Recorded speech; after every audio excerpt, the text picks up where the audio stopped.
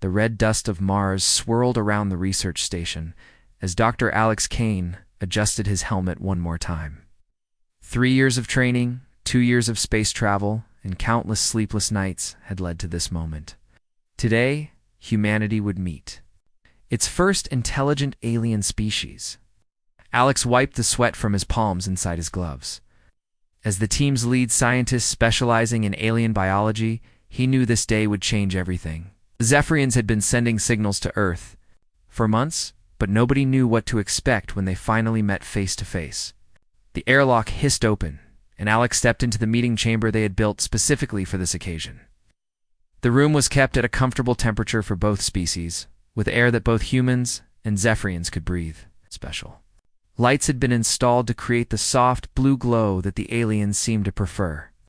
Captain Rodriguez, the mission leader, stood at attention near the entrance. "They should be here any minute, Alex. Are you ready for this?" Alex nodded, though his heart was racing. "As ready as anyone can be for meeting beings from another world, I suppose." The main doors opened with a soft whoosh, and 3 figures glided into the room. Alex's breath caught in his throat. The Zephyrians were unlike anything he had imagined. They stood about 7 feet tall, with skin that seemed to shimmer like oil on water. Ow. Their faces were humanoid, but elongated, with large eyes that held an ancient wisdom. Most striking were the patterns of light that pulsed gently beneath their skin, like living tattoos that changed color with their movements. The lead Zephyrian stepped forward and spoke in a voice that sounded like wind chimes. A translation device around his neck converted his words into English. "Greetings, humans. I am Elder Korath. We have traveled far to meet you." Captain Rodriguez stepped forward to begin the formal introductions, but Alex's attention was drawn to something else. Behind the 3 standing Zephyrians, 2 others were carrying what looked like a stretcher. On it lay a 4th alien, completely still, her skin dim and lifeless. Forgive the unusual circumstances. Elder Korath noticed Alex's gaze. "We brought Zara with us, though she cannot participate in our meeting. Ass. She has been in this condition for many months. Our best healers cannot help her." Alex felt a pang of sympathy. Even though this was an alien being, something about her stillness reminded him of patients he had seen in hospital beds back on Earth. "What's wrong with her?" Elder Korath's patterns dimmed slightly. "We do not know. It began happening to our people after the Great Alignment, when our planets moved into a new configuration. First 1, then dozens, then hundreds fell into this sleep. They do not respond to anything. We fear our species may be dying." The formal meeting continued for over an hour. The Zephyrians explained their advanced technology, their peaceful intentions, and their desperate need for help. In return, the humans shared information about Earth and their own scientific capabilities. But throughout the entire discussion, Alex found his eyes drifting to the unconscious alien on the stretcher. There was something about her that pulled at his scientific curiosity. Her skin, unlike the others, showed no patterns of light at all. It was as if the very essence of what made her alive had been drained away. The medical researcher in him wanted to understand what had happened to her. During a break in the negotiations, Alex approached Elder Korath. "Would it be possible for me to examine Zara? I'm a doctor of sorts, specializing in biological systems. Maybe I could help." Elder Korath's eyes widened and his skin patterns shifted to what Alex was learning, indicated surprise. "You would do this, even though she is not of your species?" "Life is life," Alex replied simply. "If there's any chance I can help, I'd like to try." Elder Korath conferred with the other Zephyrians in their musical language, then nodded. "We would be grateful, but please be careful. She is precious to us. She is my daughter." Alex felt the weight of responsibility settle on his shoulders. The first alien-human medical consultation in history, and it was the Elder's daughter. No pressure at all. He approached the stretcher carefully, pulling out his medical scanner. The device had been modified to work on non-human biology, though. They had never tested it on anything like this. As he moved closer, he noticed that Zara was actually quite beautiful, even in her unconscious state. Her features were delicate, almost graceful, and there was something peaceful about her expression. "I'm just going to check your vital signs." Alex said softly, though he knew she couldn't hear him. It was a habit from his days treating human patients.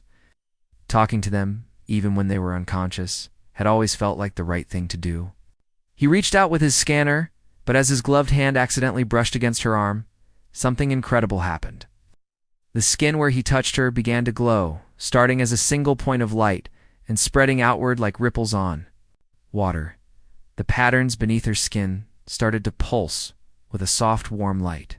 Alex jerked his hand back in shock, but the reaction continued. Zara's eyes fluttered open, and she took a deep, shuddering breath. Her gaze found Alex's face, and she stared at him with wonder, as if seeing something miraculous. The room fell, completely silent. Elder Korath rushed to his daughter's side, his own patterns flashing with excitement and disbelief. "Zara, my child, can you hear me?" She turned her head toward her father, and Alex saw tears, or something like tears, forming in her large eyes. When she spoke, her voice was weak but clear. "Father, I was lost in the darkness, but then I felt warmth. I felt live." Again, Elder Korath looked at Alex with an expression that needed no translation. It was pure gratitude mixed with amazement. "What did you do? Our greatest healers have tried everything. How did you wake her?" Alex stared at his hands, completely bewildered. "I don't know. I just touched her. That's all I did." Captain Rodriguez stepped forward, her military training taking over. "We need to understand what just happened here. This could be important for both our species." But Alex was focused on Zara, who was now sitting up on the stretcher, her skin glowing more brightly than any of the other Zephyrians. She was looking at him with an intensity that made him uncomfortable, as if she were memorizing every detail of his face. "You," she said, her voice stronger now. "You brought me back. I can feel it. ... Your energy. It's like nothing I've ever experienced." Alex felt a strange sensation, as if some invisible connection had been formed between them. It was both thrilling and terrifying. He had come to Mars to study alien life, but he had never expected to become part of the story himself. Elder Korath placed a hand on Alex's shoulder. "Dr. Kane, I believe you may have just saved more than my daughter's life. If you can wake her, perhaps you can help others. Perhaps you can save my entire species." As the implications of what had happened began to sink in, Alex realized that his life had just changed forever. He was no longer just a scientist observing from the sidelines. He had become the key to something much bigger than he had ever imagined. And as Zara continued to watch him with those mesmerizing eyes, he couldn't shake the feeling that this was only the beginning. 3 days had passed since Alex woke Zara from her mysterious sleep, and nothing had been the same since. The research station buzzed with activity as scientists from both species worked together to understand what had happened. But Alex was starting to realize that this miracle might be more complicated than anyone had imagined. He sat in the medical bay, watching Zara through the observation window. She was awake and alert, her skin glowing with those beautiful patterns of light. But there was something troubling that no one wanted to talk about openly. Every time Alex left her side for more than a few hours, the glow began to fade. When he was gone for 6 hours, she started to look tired. At 8 hours, she became weak and confused. Dr. Rivera, the station's chief medical officer, approached with a tablet full of test results. "Alex, we need to discuss what we're seeing here." The data is ... unusual. Alex looked up from his coffee, which had gone cold hours ago. "How unusual?" "Well, it seems like Zara's body is responding to some kind of energy field that you're producing. When you're close to her, her cellular activity increases dramatically. When you're away, it drops to dangerous levels." Alex felt a knot forming in his stomach. "You're saying she's dependent on me?" "That's what the data suggests. We've run every test we can think of. And there's definitely something about human bioelectricity that her nervous system needs. But here's the strange part. It's not just any human. We had Captain Rodriguez and Lieutenant Chen try to get the same response. Nothing happened." Alex set down his coffee cup with shaking hands. "So, it's just me. It appears so. We don't understand why yet, but your specific electromagnetic signature seems to be what she needs to survive." Through the window, Alex could See Zara sitting up in bed playing with a small device that projected holographic images. Elder Korath had brought it to help her pass the time. She looked so normal, so alive, that it was hard to believe she was somehow dependent on his presence. There's something else, Dr. Rivera continued. We've been getting reports from the Zephyrian homeworld. More of their people are falling into the same condition. Hundreds of them. Elder Korath thinks it might be connected to some kind of cosmic event that affected their planet's magnetic field.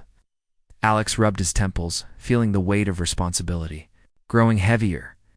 So I'm supposed to save an entire alien species? How is that even possible?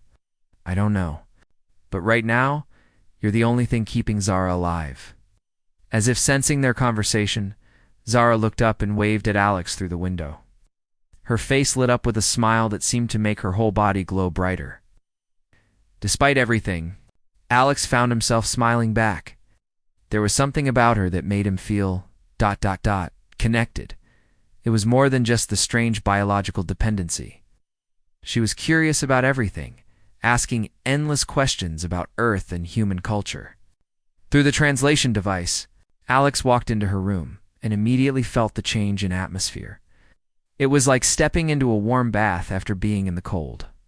How are you feeling today, Zara? She set aside her holographic device and turned to face him fully. Much better when you're here. I can feel it, you know? Your presence, it's like sunlight after being in darkness for so long. Dr. Rivera says you need me to stay healthy. I'm sorry about that. Can't be easy being dependent on someone you barely know. Zara tilted her head, studying him with those large, expressive eyes. Is that how you see it? As a burden, Alex? Sat down in the chair beside her bed. I don't know how to see it. This is all new to me. Yesterday, I was just a scientist studying alien life. Today, I'm apparently the key to saving your species. May I ask you something personal? Was soft, almost musical. Sure. Do you have someone special in your life? On Earth? Alex was surprised by the question. You mean like a wife or girlfriend? No, I don't. Why? I'm trying to understand human relationships. On my world, we form deep connections with others, but they're based on choice and compatibility. What we have is connection. ... It's different. I can feel your emotions sometimes. Your kindness, your worry, your loneliness. Alex felt his cheeks burn. You can feel my emotions, not clearly. It's like hearing music from another room. But yes, there's something between us that goes beyond words. Before Alex could respond, alarms began blaring throughout the station. Emergency lights flashed red, and Captain Rodriguez's voice came over the intercom. All personnel to emergency stations. We have incoming ships. Alex stood up, his heart racing. I have to go see what's happening. Zara grabbed his arm, her touch sending that strange, warm sensation through him again. Please don't go far. I can feel myself getting weaker when you're not close. I'll be back as soon as I can, Alex promised. Though he could already see the concern in her eyes, he hurried to the command center where Captain Rodriguez was staring at a wall of monitors showing space around the station. What's the situation? 3 more Zephyrian ships just arrived. They're requesting permission to dock, Elder Korath. Says they're carrying more people in the same condition as Zara. Alex's heart sank. How many? 47. The number hit him like a physical blow. 47 people who might need the same thing Zara needs? That's what we're afraid of. Elder Korath is trying to explain the situation to them, but they're desperate. They've heard about what happened with his daughter, and they're hoping for the same miracle. Alex looked at the monitors, watching the alien ships slowly approaching. The station. Inside those ships were dozens of beings in the same condition Zara had been in. Unconscious, slowly dying, with no hope except for some mysterious connection to his specific biology. Captain, I can barely keep one person stable. How can I possibly help 47?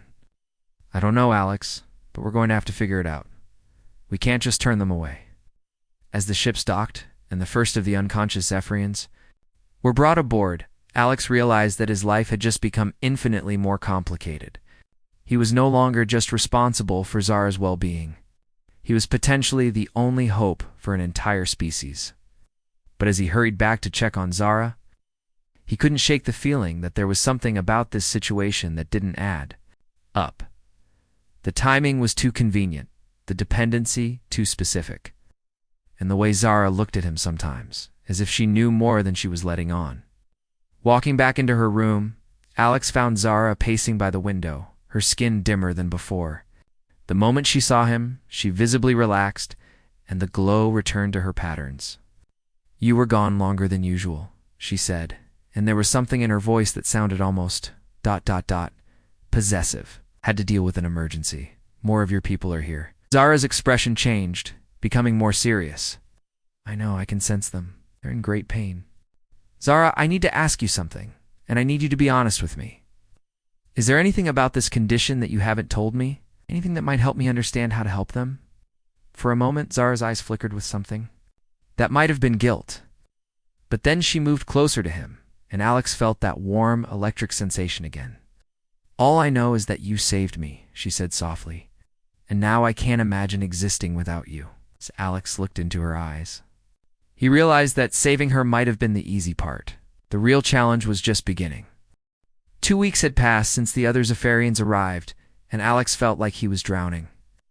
The medical bay had been converted into a massive treatment center with 47 unconscious aliens lying in specialized beds. The problem was simple and terrifying. None of them responded to his touch the way Zara did. Alex stood in the hallway, exhausted and frustrated. He had spent hours each day trying to wake the others, touching their hands, their arms, their foreheads. Nothing worked. Only Zara had awakened, and her dependency on him was growing stronger every day.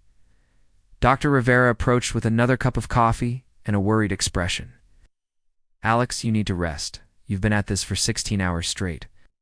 "I can't rest," Alex replied, running his hands through his hair. "There are 47 people in there who are dying, and I'm the only one who might be able to help them. But you're not helping them. You've tried everything, and none of them are responding. Maybe it's time to accept that Zara is different somehow." Alex knew she was right, but admitting it felt like giving up. What makes her special? Why does she respond to me when the others don't? We don't know. But we need to focus on what we can control. And right now, that means taking care of you and Zara. As if summoned by their conversation, Zara appeared at the end of the hallway. She moved with a grace that seemed almost like floating, her skin glowing softly in the dim light. But Alex could see the concern in her eyes. "You've been away from me for too long," she said, walking toward him. "I can feel you getting weaker." Alex was about to protest that he was fine, but as Zara got closer, he realized she was right. He had been feeling drained and tired, but he had assumed it was just stress. Now, as she approached, he felt a wave of energy wash over him. "New," Dr. Rivera muttered, checking her scanner. "Alex, your bio readings just improved dramatically." "What do you mean?" "I mean, it looks like the dependency might be going both ways. She needs your energy to survive, but you're also getting something from her." Zara reached out and took Alex's hand, and immediately he felt better. The exhaustion that had been weighing him down lifted, and his mind felt clearer. "How is that possible?" "I don't know," Zara said softly, "but I can feel it too. We're apart, I grow weak. But you also seem to lose something. It's like we're connected now." Dr. Rivera was studying her scanner with growing alarm. "This is getting complicated. Alex, I need you to come with me. We need to run some tests." Over the next few hours, Dr. Rivera and her team ran every test they could think of. The results were disturbing. Alex's cellular activity was indeed changing. His body was adapting to some kind of energy exchange with Zara. When they were together, both of them showed improved health markers. When they were apart, both began to decline. "It's like you're becoming part of each other's life support systems," Dr. Rivera explained. "But Alex, this raises some serious concerns. What happens if this bond gets stronger? What if you can't function without each other?" Alex looked through the window at Zara, who was waiting patiently in the next room. She was beautiful in a way that was both alien and familiar, and he found himself thinking about her constantly. But was that his genuine feelings, or was it the strange connection affecting his judgment? "I need to talk to her," Alex said finally. He found Zara sitting by the window, looking out at the Martian landscape. The afternoon light made her skin shimmer like liquid silver. You're troubled, she said without turning around. We need to discuss what's happening between us. Dr. Rivera says we're becoming dependent on each other. Zara turned to face him, and Alex was struck by how expressive her large eyes were. Does that frighten you? Yes, Alex admitted. I don't know if what I'm feeling is real or just some kind of biological programming. What do you feel when you look at me? Zara asked, standing up and moving closer to him. Alex felt his heart rate increase. Feel ... drawn to you. Like, there's a part of me that's been missing my whole life, and you're that missing piece. But I don't know if that's me talking or this strange connection. Zara reached out and placed her hand on his chest. The warm sensation spread through him, but this time it felt different. Less like a medical treatment and more like ... intimacy. I have something to tell you, she said, her voice barely above a whisper, about my people, about why this is happening. Alex's stomach dropped. What do you mean? A condition that affected me and the others. It's not a disease. It's not something that happened by accident. What are you saying? Zara moved away from him, and Alex immediately felt the loss of her presence. My people have been studying humans for longer than you know. We discovered that our species have a unique compatibility. Our biology can sync with yours in ways that benefit both of us. Alex felt cold despite the warm room. You're saying this was planned? Not exactly. The initial connection was accidental. But once we understood what was possible, some of our leaders began to see opportunities. What kind of opportunities?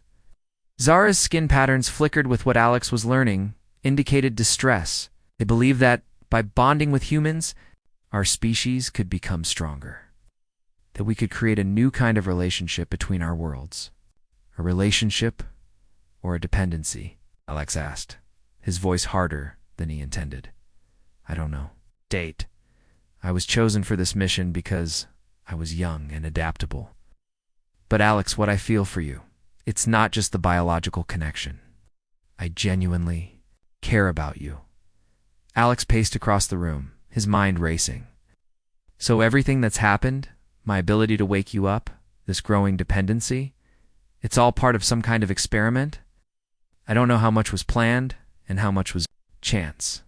But I know that what we have is real, even if it started artificially. Alex stopped pacing and looked at her. Zara, I need you to be completely honest with me. Are there more of your people coming? Is this the beginning of something bigger? Zara's eyes filled with tears, and her skin dimmed considerably. Yes. My father has been in contact with our homeworld. They're sending more ships.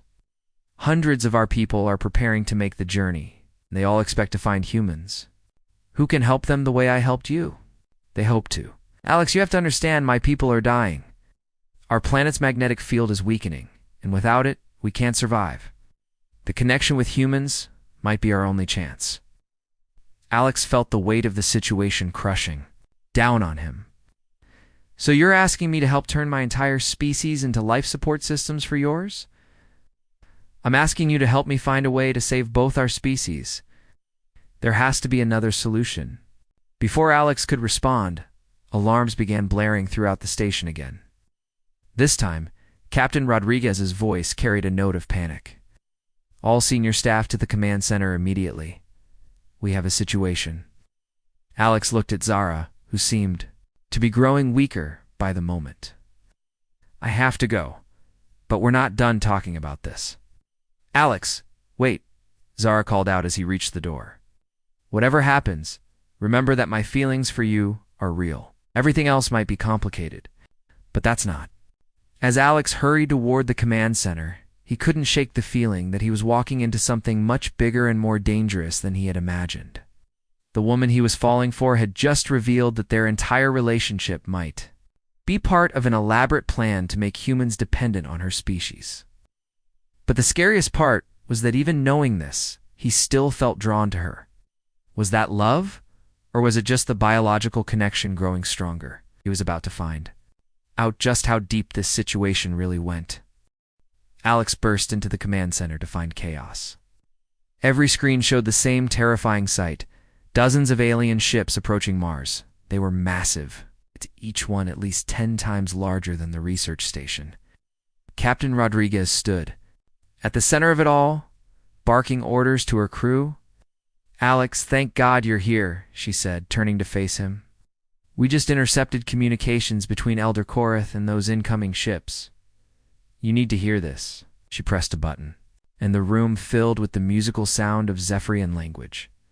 The translation came through a moment later. "Preparation Phase 1 is complete. The human subject has bonded successfully with the test subject. Begin Phase 2 immediately." Alex felt like he'd been punched in the stomach. Test subject? There. Talking about Zara? "That's what it sounds like," Captain Rodriguez replied grimly. "There's more." Another transmission played. "Confirm that the human cannot survive separation from the bonded Zephyrian. This is essential for Phase 2's success." Alex grabbed the edge of the control panel to steady himself. They'd been planning this from the beginning. Everything that happened with Zara, ... It was all part of some kind of experiment. Dr. Rivera appeared at his shoulder. "Alex, there's something else. I've been analyzing the biological data from your connection with Zara. The dependency isn't natural. Someone engineered it." "What do you mean?" "I mean, Zara's people have been modifying their own biology for generations. They've essentially created a species that can form these bonds with humans. But here's the scary part. Once the bond is formed, it becomes permanent. You can't break it without risking both lives." Alex felt the world spinning around him. "So everything Zara told me about her people dying, it's about their planet's magnetic field. This might be true, but it's not. The whole story. From what I can tell, they've been planning this for years. Maybe decades." Captain Rodriguez pulled up another screen showing the incoming fleet. "Alex, those ships are carrying over 10,000 Zephyrians. If they're all expecting to form bonds with humans, it would mean the end of human independence," Alex finished. "We'd become servants to an alien species." Before anyone could respond, the doors to the command center opened and Elder Korath walked in. His skin patterns were flashing in a way Alex had never seen before, and his expression was unreadable. "Dr. Kane," he said, his voice carrying a weight that made everyone in the room tense. "I believe we need to have a conversation." "We do," Alex replied, surprised by the steadiness in his own voice. "Starting with the truth about what you've done to me and your daughter." Elder Korath's patterns shifted to what Alex now recognized as regret. "You have heard the communications. I heard enough. You've been using us, using me. It is not that simple. May I explain?" Captain Rodriguez stepped forward. "You have 5 minutes before I consider you a hostile force and act accordingly." Elder Korath nodded slowly. "Our people are indeed dying, Dr. Kane. That part of our story is true. But you were also correct that we have been preparing for this moment for many years." "Preparing how?" "We discovered humans 50 years ago. Your species fascinated us. You are biologically compatible with us in ways that no other species we have encountered has been. We began to study you, to understand you." Alex felt sick. "You've been watching us for 50 years? We have been learning. And in that time, we discovered that our species could form symbiotic relationships with yours. But we also learned that your people are ... independent, resistant to cooperation. So you decided to make cooperation mandatory," Alex said, his anger growing. "We decided to create a situation where cooperation would be beneficial to both species. The bond between you and Zara was engineered, yes.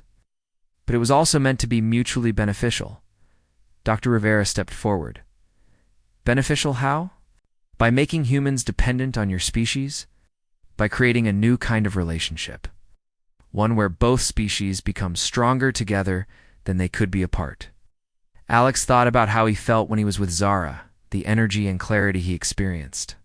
"But you took away our choice. You made it so we can't say no." "Choice." Elder Korath repeated the word as if it were foreign. "Your species values choice above survival. Ours values survival above choice. We thought we were offering you a gift." "A gift?" Alex's voice rose. "You call forced dependency a gift? Call mutual enhancement a gift? Together, humans and Zephyrians could live longer, think clearer, and achieve things neither species could accomplish alone." Captain Rodriguez was studying her screens. "Elder Korath, those ships out there, they're not just refugees, are they? They are our people who wish to form bonds with yours." "Dr. Kane, I must tell you something important. The bond you share with Zara. It was not supposed to happen so quickly or so strongly. Alex felt a chill run down his spine. You mean the process was designed to take months, to give both parties time to adjust? But something about your specific biology caused an immediate and powerful connection. You and Zara have formed a bond that is stronger than any we have ever recorded? Is that why the others won't wake up for me? Precisely. They were prepared to bond with other humans. But your connection with Zara has created something unprecedented. You cannot wake the others because you are already bonded. Alex felt the weight of understanding crash over him. I'm stuck. I can't help the others, and I can't survive without Zara.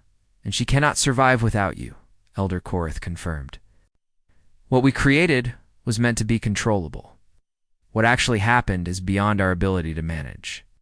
Dr. Rivera was frantically checking her tablet. Alex, I'm seeing something strange in the biological data. The bond between you and Zara. It's still changing, still growing stronger. What does that mean? I don't know. But if it continues at this rate, you might not be able to function more than a few feet away from each other within weeks.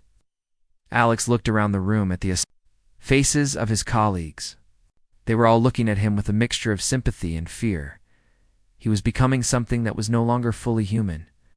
I need to see Zara, he said quietly. Need to hear this from her. Dr. Kane Elder Korith called as Alex headed for the door. There is one more thing you should know. The fleet that approaches. They are not just here for bonding. They are here to establish a permanent presence on Mars and Earth. Alex stopped walking. What are you saying? I am saying that whether you cooperate or not, my people are not leaving. This is no longer a diplomatic mission. This is colonization. The room fell silent, except for the hum of the computers. Alex realized that everything had changed. This wasn't just about him and Zara anymore. This was about the future of both species. And he was standing at the center of it all, bonded to an alien who might be the key to saving both their worlds or destroying them. As he left the command center, one thought echoed in his mind. He needed to find out once and for all where Zara's loyalties truly lay.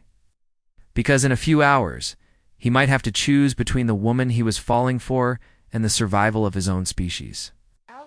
The worst part was that he wasn't sure which choice he would make. Alex found Zara exactly where he expected, standing by the window in her room, staring out at the approaching alien fleet. Her skin was dimmer than usual, and he could feel her distress even before he entered the room. The moment he stepped inside, both of them seemed to breathe easier. You know, she said without turning around. You heard everything. I heard enough. Alex walked up beside her, fighting the urge to take her hand. Even now, after learning about the deception, his body craved the connection with her. You going to tell me? Or was I supposed to figure it out on my own? Zara finally turned to face him, and Alex saw tears streaming down her face. I wanted to tell you so many times, but I was afraid you would hate me. I should hate you, Alex said quietly. You and your people have manipulated me, experimented on me, and now I can't even function without you. My entire life has been turned upside down. But you don't hate me, Zara said, and it wasn't a question. Alex sighed. No, I don't. And that's the worst part. I don't know if these feelings are real or if they're just part of your people's programming. Zara moved closer to him, and Alex felt that familiar warmth spreading through his body. Alex, I need you to understand something. Yes, the initial connection was engineered. Yes, my people planned this. But what happened between us, ... The strength of our bond, that was never supposed to happen. What do you mean? The process was designed to create a mild dependency, something that would encourage cooperation, but still allow both parties to live independent lives. We have is something completely different. Alex looked into her eyes, searching for any sign of deception. How do I know you're telling the truth? Because I'm about to do something that will probably get me banished from my people forever. Zara walked over to a small device on her nightstand and picked it up. This is a communicator that connects directly to my father and the fleet commanders. They've been using it to monitor our conversations and track the progress of our bond. Alex felt a chill. They've been listening to everything. Everything. But not anymore. Zara raised the device above her head and smashed it against the floor.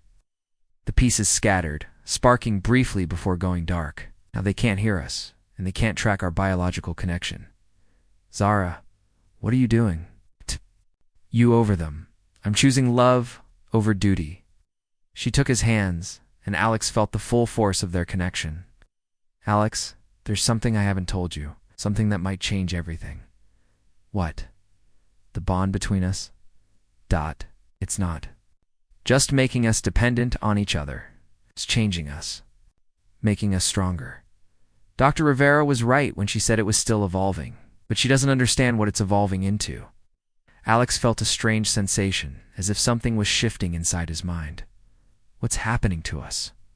We're becoming something new, something that neither of our species has ever seen before. And I think we might be able to break the dependency chains that my people have created. Before Alex could ask what she meant, alarms began blaring throughout the station. Captain Rodriguez's voice came over the intercom. All personnel, 2 emergency stations. The alien fleet has begun landing procedures. This is not a drill. Alex looked out the window and saw the massive ships descending toward the Martian surface like metal mountains. They're really doing it. They're invading. Not if we stop them, Zara said firmly. Alex, the energy that flows between us, it's not just keeping us alive. It's growing stronger every day. I think we can use it to break the bonds they've created with the other humans. What other humans? Zara's expression grew grave. The 47 unconscious Zephyrians in the medical bay. They're not just random victims. Each one was paired with a specific human on Earth. My people have been forming bonds remotely, using technology to create dependencies before the humans even know what's happening. Alex felt sick. They're already controlling people on Earth. Not controlling, but influencing. Making them more receptive to Zephyrian presence. More willing to accept our arrival. But Alex, if we can figure out how to reverse our own bond, we might be able to free them too. Dr. Rivera's voice crackled. Over the intercom, Alex, we need you in the lab immediately. We're detecting massive energy readings from your location. Alex looked at Zara, then at their joined hands. Where their skin touched, a soft light was beginning to glow. Is that us? It's us. Alex, I think our bond has evolved beyond what my people created. We're generating our own energy now, independent of their technology. They hurried to the lab, where Dr. Rivera was frantically checking readings on multiple screens. Alex, whatever's happening between you two, it's affecting every Zephyrian on the station. The unconscious ones are showing increased brain activity. Captain Rodriguez appeared on the main screen from the command center. Alex, you need to see this. The Zephyrian fleet is demanding that you be turned over to them immediately. They're saying you're carrying dangerous technology that belongs to them. Dangerous technology. Alex looked at Zara. What does that mean? Zara's skin patterns flickered with what Alex now recognized as fear. It means they've realized what's happening to us. We're becoming something they can't control. Elder Korth's voice suddenly filled the lab through the communication system. You must come to us immediately. The bond you share with my daughter has become unstable. It could kill you both.